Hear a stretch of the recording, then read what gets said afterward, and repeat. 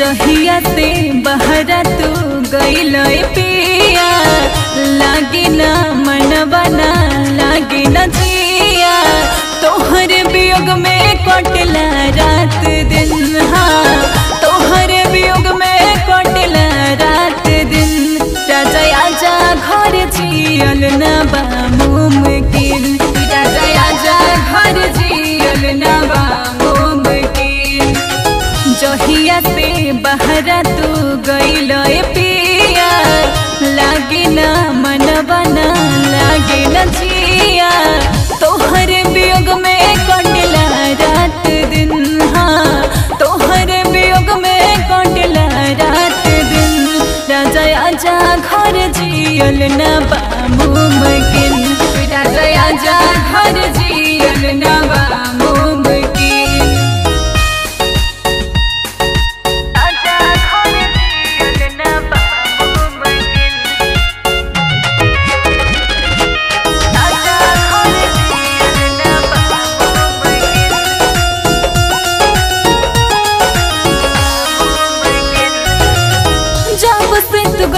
बहरा लागे नाही मन हो, धल ट्रेन पिया काहे कही हम हो।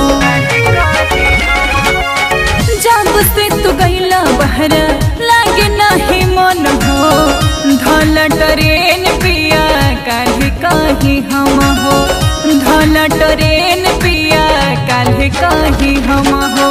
कैसे के रही हम फोनवा के बात से, सुतलो ना बनी हम जान कोई रात से। अखिया रोवेला हर पल तोहरा बिन। हाँ अखिया रोवेला हर पल तोहरा बिन। राजा आजा घर जियल ना बा मुमकिन, राजा आजा घर जियल ना बा मुमकिन।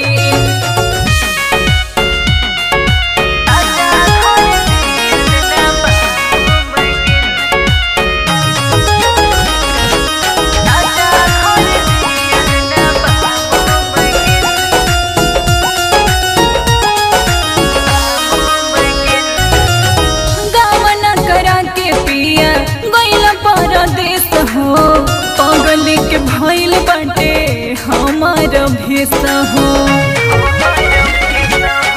गावना करा के पिया गइल परदेस हो, पगल के भइल बाटे हमार भेस हो।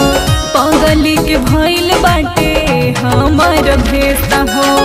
राइटर चंदन तू कइला गलतिया, दिव्या के दिलवा के बुझन बतिया। कॉलन कहल पिया नवीन। हाँ कॉलन कहल पिया नवीन। राजा आजा घर जियल ना बा मुमकिन, राजा आजा घर जियल ना बा मुमकिन।